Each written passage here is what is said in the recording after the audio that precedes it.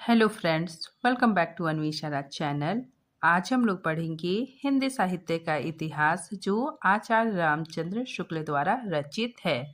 तो आज हम लोग प्रकरण 4 गद्य साहित्य का प्रसार पढ़ेंगे। तो प्रश्न कहीं से भी बनते हैं, इसी वजह से हम लोग लाइन बाय लाइन पढ़ेंगे। तो चलिए पढ़ना स्टार्ट करते हैं। देखिए, द्वितीय उत्थान के भीतर गद्य साहित्य का निर्माण इतने परिमाण में और इतने रूपों में हो गया कि हम उसका निरूपण कुछ विभाग करके कर सकते हैं। सुभीते के लिए सुभीते मतलब आसानी, ठीक है। आसानी के लिए हम 4 विभाग करते हैं, मतलब 4 भागों में बांटते हैं। नाटक, उपन्यास, कहानी, निबंध और समालोचना। तो यहाँ पे 4 भागों में शुक्ल जी ने बांटा है। तो नंबर 1 हो गया नाटक, फिर दूसरा उपन्यास, तीसरा कहानी, और यहाँ पे शुक्ल जी ने निबंध और समालोचना ये दोनों को ही मिला दिया है, ठीक है। तो इसी वजह से यहाँ पे लिखा गया है कि 4 विभाग करते हैं, निबंध और समालोचना दोनों को मिला दिया गया है। फिर अब हम लोग देखते हैं नाटक, अनुदित नाटक। तो इसमें बताया जा रहा है कि जो नाटक लिखे गए वो कैसे हिंदी में अनुदित हुए, कौन कौन से नाटक अनुदित हुए। तो देखिए, जैसा कि पहले कहा जा चुका है कि भारतेंदु के पीछे भारतेंदु युग समाप्त होने के बाद नाटकों की और प्रवृत्ति बहुत कम हो गई। भारतेंदु युग समाप्त हुआ तो बहुत कम नाटक लिखे जाने लगे। नाम लेने योग्य अच्छे मौलिक नाटक बहुत दिनों तक दिखाई ना पड़े। तो यहाँ पे बताया जा रहा है कि द्विवेदी युग में नाटक बहुत ज़्यादा कम लिखे गए, मौलिक नाटक भी बहुत दिनों तक दिखाई ना पड़े। अनुवादों की परंपरा अलबत्त चलती रही, फिर भी अनुवादों की जो परंपरा है वो चलती रही। अब देखिए, बंग भाषा के अनुवाद, बंगला से हिंदी में अनुवाद। तो बंगला के जो रचनाएं हैं, जो उपन्यास, कहानी, नाटक है, उसका हिंदी में अनुवाद, इसीलिए भी लिखा गया है बंग भाषा के अनुवाद। देखिए, बाबू राम कृष्ण वर्मा, ठीक है, इम्पोर्टेंट है। बाबू राम कृष्ण वर्मा द्वारा इन्होंने वीर नारी, कृष्ण कुमारी और पद्मावती नाटक का उल्लेख पहले हो चुका है। तो यहाँ पे बताया जा रहा है कि बाबू रामकृष्ण वर्मा ने 3 नाटकों को अनुदित किया, ठीक है, इम्पोर्टेंट है। वीर नारी, कृष्ण कुमारी और पद्मावती नाटक का शुक्ल जी कहते हैं कि इन नाटकों का उल्लेख भी पहले हो चुका है। संवत 1950 के पीछे गहमर, ठीक है, याद रखिएगा यहाँ पे गहमर क्या है। गहमर एक जगह का भी नाम है और ये एशिया का सबसे बड़ा गांव है। तो गहमर क्या है, एक जगह का नाम है। जिला गाजीपुर के बाबू गोपाल राय गहमरी, ठीक है, इनका टाइटल भी गहमरी आता है। तो देखिए, बाबू गोपाल राम ने वनवीर, भ्रुवाहन, देश दशा, विद्या विनोद, तो इन्होंने कौन कौन से नाटकों का अनुवाद किया वो बताया जा रहा है। वनवीर, भ्रुवाहन, देश दशा और विद्या विनोद। और रविंद्र बाबू, यहाँ पे एक और के बारे में बताया जा रहा है कि रविंद्र बाबू के चित्रागदा का अनुवाद किया है। तो इन्होंने रविंद्र बाबू ने चित्रागदा का अनुवाद किया है। द्वितीय उत्थान के अंतिम भाग में पंडित रूप नारायण पांडे ने गिरीश बाबू के पतिव्रता, क्षीरोद प्रसाद, विद्या विनोद के खान जहां, रविंद्र बाबू के अचलायतन तथा द्विजेंद्र लाल राय के उस पार, शाहजहां, दुर्गा दास, ताराबाई आदि कई नाटकों के अनुवाद प्रस्तुत किए। तो यहाँ पे देखिए, ध्यान दीजिए कि द्वितीय उत्थान के अंतिम भाग में पंडित रूप नारायण पांडे, इन्होंने 1 से अधिक लोगों के नाटकों का अनुवाद किया। तो यहाँ पे बताया जा रहा है कि रूप नारायण पांडे ने गिरीश बाबू का जो नाटक था पतिव्रता, उसका अनुवाद किया। फिर क्षीरोद प्रसाद विद्या विनोद के खान जहाँ, ठीक है, खान जहाँ का भी रूप नारायण पांडे ने अनुवाद किया। फिर रविंद्र बाबू के का नाटक अचलायतन, इसका भी अनुवाद किया। और साथ ही द्विजेंद्र लाल राय का, ठीक है, इनका जो नाटक है उस पार, शाहजहां, दुर्गादास, ताराबाई आदि कई नाटकों के अनुवाद प्रस्तुत किए। तो इनका नाम याद रखिएगा। इन्होंने 1 से अधिक लोगों के नाटकों का अनुवाद किया। अनुवादकों की भाषा अच्छी खासी हिंदी है और मूल के भावों को ठीक ठीक व्यक्त करती है। इन नाटकों के संबंध में यह समझ रखना चाहिए कि इनमें बंगवासियों की आवेशशील प्रकृति का आरोप अनेक पात्रों में पाया जाता है, जिससे बहुत से इतिहास प्रसिद्ध व्यक्तियों के क्षोभपूर्ण लंबे भाषण, ठीक है, तो यहाँ पे बताया जा रहा है कि इतिहास प्रसिद्ध व्यक्तियों के क्षोभपूर्ण लंबे भाषण उनके अनुरूप नहीं जान पड़ते। तो यहाँ पे बताया जा रहा है कि जो अनुवाद हुए उसमें अनुवाद तो हुए, लेकिन जो लंबे लंबे भाषण है उसका वो मतलब उसके अनुरूप नहीं हुआ। प्राचीन ऐतिहासिक वृत्त लेकर लिखे हुए नाटकों में उस काल की संस्कृति और परिस्थिति का सम्यक अध्ययन नहीं प्रकट हुआ। तो बताया जा रहा है कि जो अनुवाद हुए बंगला की रचनाओं का, जो हिंदी में अनुवाद हुआ, उसमें ऐतिहासिक वृत्त लेकर लिखे हुए नाटकों में काल की संस्कृति, उस समय की जो संस्कृति थी, परिस्थिति का सम्यक अध्ययन नहीं प्रकट होता, ठीक है। तो उस समय का जो संस्कृति है, परिस्थिति है, उसका उतना अच्छा से वर्णन नहीं होता। अब हम लोग पढ़ते हैं अंग्रेजी के अनुवाद। अब यहाँ पे अंग्रेजी के अनुवाद को हम लोग पढ़ते हैं। देखिए, जयपुर के पुरोहित गोपीनाथ MA ने संवत 1950 के कुछ आगे पीछे शेक्सपियर के इन 3 नाटकों के अनुवाद किए। तो शेक्सपियर के 3 नाटक, ठीक है, 3 नाटकों का अनुवाद किए। कौन कौन है देखिए, Romeo Juliet, as you like it और वेनिस का वेपरी, ये 3 नाटकों का अनुवाद हुआ। फिर आगे बताया जा रहा है कि उपाध्याय बद्री नारायण चौधरी के छोटे भाई, तो याद रखिएगा बद्री नारायण चौधरी, ठीक है, इनके छोटे भाई कौन थे? मथुरा प्रसाद चौधरी ने संवत 1950 में मैकबेथ का बहुत अच्छा अनुवाद सहसेंद्र साहस के नाम से प्रकाशित किया।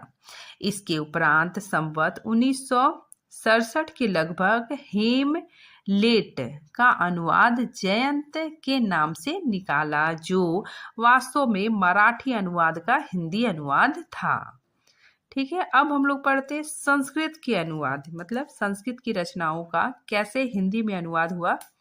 कौन कौन लेखक थे, कवि थे, उन्होंने संस्कृत की रचनाओं का अनुवाद हिंदी में किया। तो देखिए, संस्कृत के नाटकों के अनुवाद के लिए राय बहादुर लाला सीताराम, ठीक है, वेरी वेरी इंपॉर्टेंट है, लाला सीताराम BA सदा आदर के साथ स्मरण किए जाएंगे। तो यहाँ पे लाला सीताराम के बारे में शुक्ल जी पूरे विस्तार से बताते हैं कि भारतेंदु की मृत्यु से दो वर्ष पहले ही उन्होंने संस्कृत काव्यों के अनुवाद में लगाया और संवत 1940 में, ठीक है, ये वेरी वेरी इंपॉर्टेंट है, 1940 में मेघदूत, ठीक है, मेघदूत का अनुवाद घनाक्षरी छंदों में, ठीक है, वेरी वेरी इंपॉर्टेंट है, घनाक्षरी छंदों में प्रकाशित किया। इसके उपरांत वे बराबर किसी न किसी काव्य नाटक का अनुवाद करते रहे। संवत 1944 में उनका नागानंद का अनुवाद निकाला। ठीक है, फिर आगे देखिए, फिर तो धीरे धीरे उन्होंने मृग कटिक, महावीर चरित्र, उत्तर रामचरित, मालती माधव, अ, मालविका मालविका अग्निमित्र का भी अनुवाद कर डाला। यद्यपि पद भाग, ठीक है, तो यहाँ पे शुक्ल जी कहते हैं कि पद भाग के अनुवाद में लाला साहब को वैसी सफलता नहीं हुई। तो पद भाग के अनुवाद में लाला सीताराम को वैसी सफलता नहीं हुई, पर उनकी हिंदी बहुत सीधी साधी सरल और आडंबर शून्य है। ठीक है, तो वेरी वेरी इंपॉर्टेंट है इनकी जो हिंदी है। शुक्ल जी बताते हैं कि बहुत सीधी साधी सरल और आडंबर शून्य है। संस्कृत का भाव उसमें इस ढंग से लगाया गया है कि कहीं संस्कृतपन या जटिलता नहीं आने पाई है।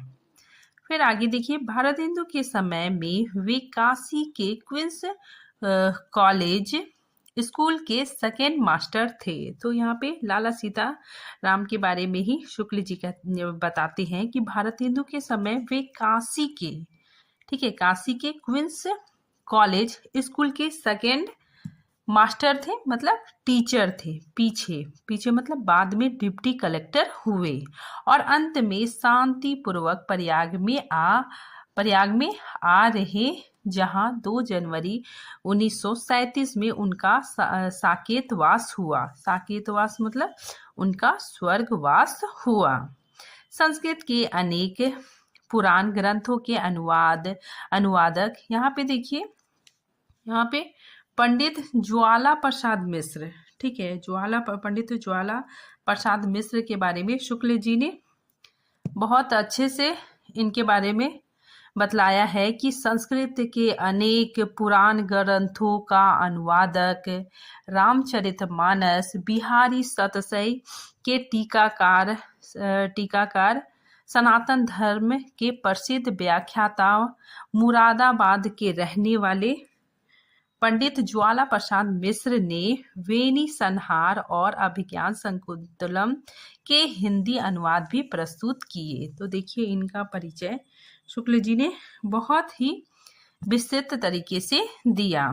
साथ ही बताया कि पंडित ज्वाला प्रसाद मिश्र वेणी संहार और अभिज्ञान शकुंतलम के हिंदी अनुवाद भी प्रस्तुत किए। संस्कृत की रत्नावली नाटिका, ठीक है, वेरी वेरी इंपॉर्टेंट है, रत्नावली नाटिका का अनुवाद हरिश्चंद्र जी भी कर रहे थे, लेकिन ये इसको अधूरा ही छोड़ दिए। तो उसी चीज को कहा जा रहा है कि संस्कृत का जो नाटक है रत्नावली नाटिका हरिश्चंद्र को बहुत पसंद थी और उसके कुछ अंश का अनुवाद भी उन्होंने किया। मतलब भारतेंदु जी ने कुछ अंशों का अनुवाद भी किया, पर पूरा ना कर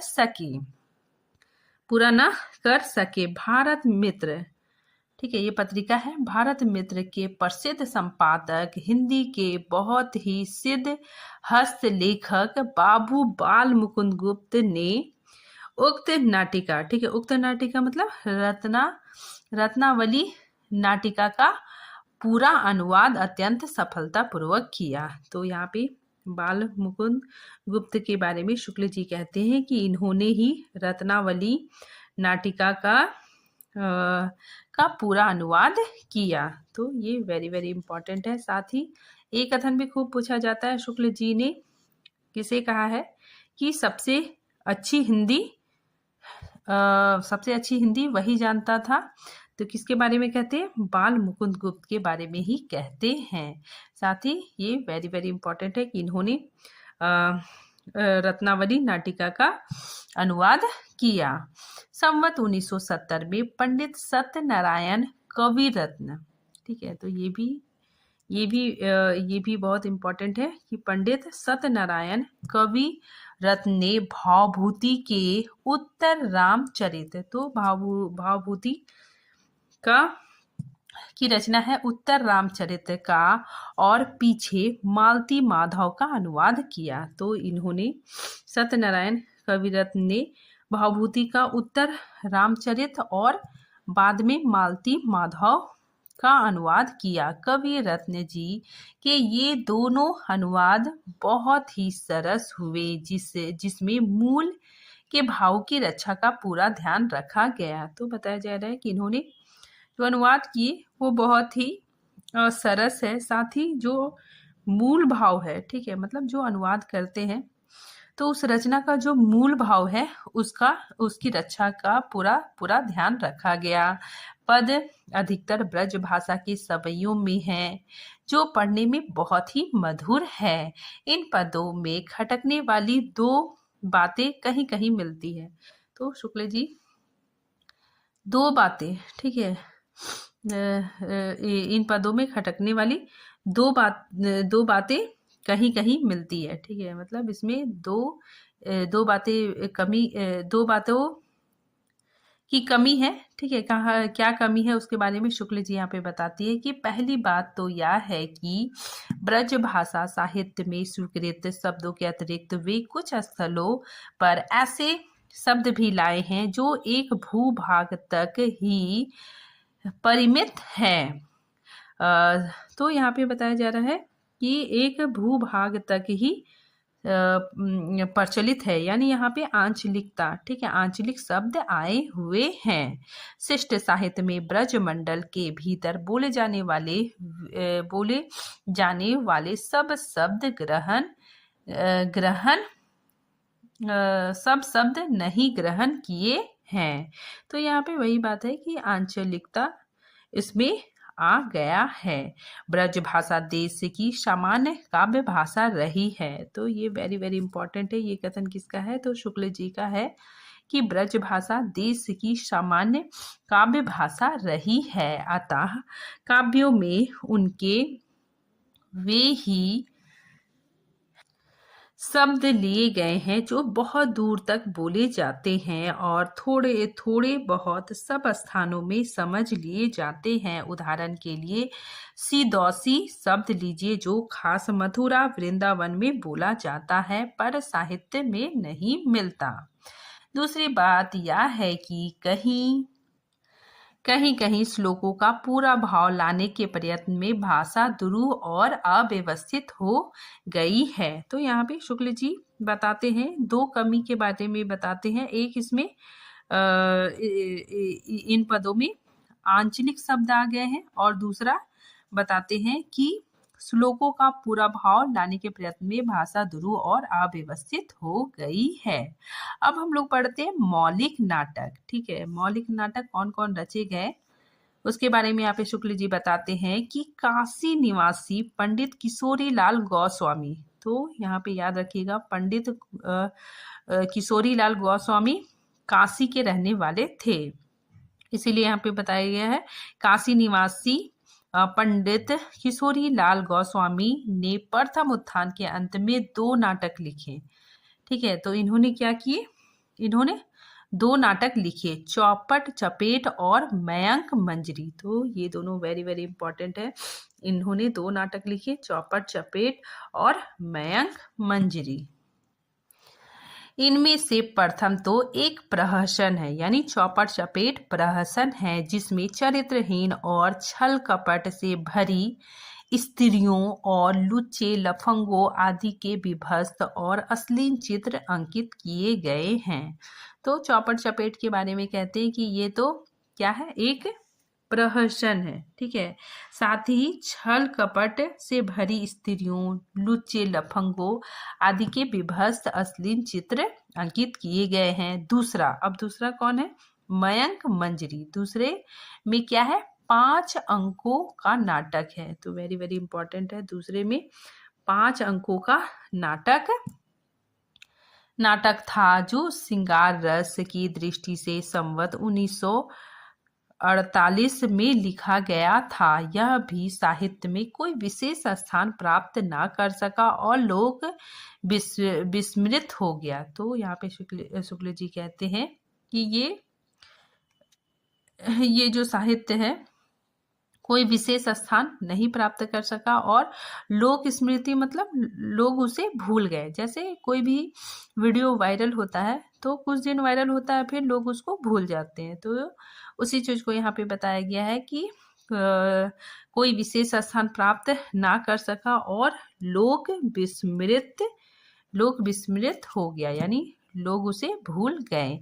हिंदी के विख्यात कवि पंडित अयोध्या सिंह उपाध्याय, ठीक है, तो ये पंडित अयोध्या सिंह उपाध्याय हैं जिन्होंने खड़ी बोली का महाकाव्य प्रिय प्रवास की रचना की है। तो उन्हीं के बारे में बताया जा रहा है कि पंडित अयोध्या सिंह उपाध्याय की प्रवृत्ति इस द्वितीय उत्थान के आरंभ में नाटक लिखने की ओर हुई थी। तो इन्होंने भी नाटक लिखने का प्रयास किया था। उन्होंने रुक्मणी परिणय और परदुम विजय व्यायोग नाम से 2 नाटक लिखे। तो अयोध्या सिंह उपाध्याय ने 2 नाटक लिखे, रुक्मणी परिणय और परदुम विजय व्यायोग नाम के 2 नाटक लिखे। ये दोनों नाटक उपाध्याय जी के हाथ आजमाने के लिए लिखे गए थे, मतलब इन्होंने बस ऐसे ही ट्राई करने के लिए लिखा था।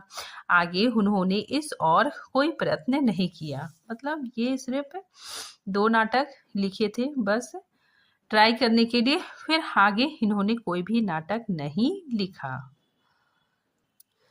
पंडित ज्वाला प्रसाद मिश्र ने संस्कृत नाटकों के अनुवाद के अतिरिक्त सीता वनवास, ठीक है, तो वेरी वेरी इंपॉर्टेंट है कि पंडित ज्वाला प्रसाद जी ने सीता वनवास, ठीक है, सीता वनवास नाम का एक नाटक भी लिखा था। हम लोग राम वनवास सुने हैं, लेकिन इन्होंने सीता वनवास नाम का नाटक लिखा, जिसमें भावभूति की रचना उत्तर रामचरित्र की कुछ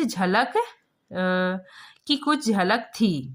उसके भाई पंडित, ठीक है, यानी ज्वाला प्रसाद मिश्र के भाई बलदेव प्रसाद मिश्र थे। तो उनके भाई पंडित बलदेव प्रसाद मिश्र ने 3 अच्छे रूपक लिखे। 3 अच्छे रूपक मतलब नाटक लिखे। प्रभास मिलन, ब्रज के नंद, यशोदा, गोप गोपियों का प्रभास, क्षेत्र में वासुदेव, कृष्ण, बलराम आदि से भेंट होने का मार्मिक प्रसंग लेकर बड़ी सहृदयता के साथ रचा गया।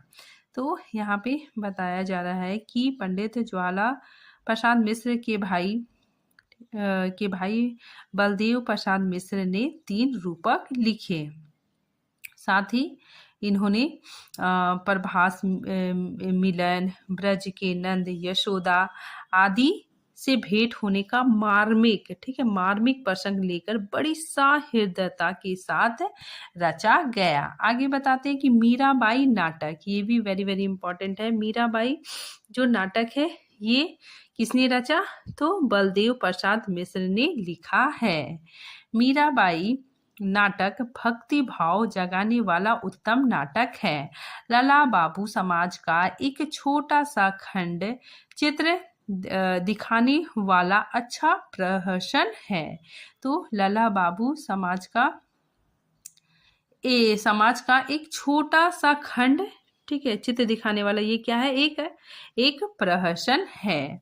आगे बताते हैं कि भारतेंदु का बृहत जीवन चरित्र लिखने वाले बाबू शिव प्रसाद सहाय का सुदामा नाटक भी उल्लेख योग्य है। तो बाबू शिवनंदन सहाय, इन्होंने सुदामा नाटक लिखा और ये सुदामा नाटक में इन्होंने भारतेंदु के बृहत जीवन चरित्र को लिखा है।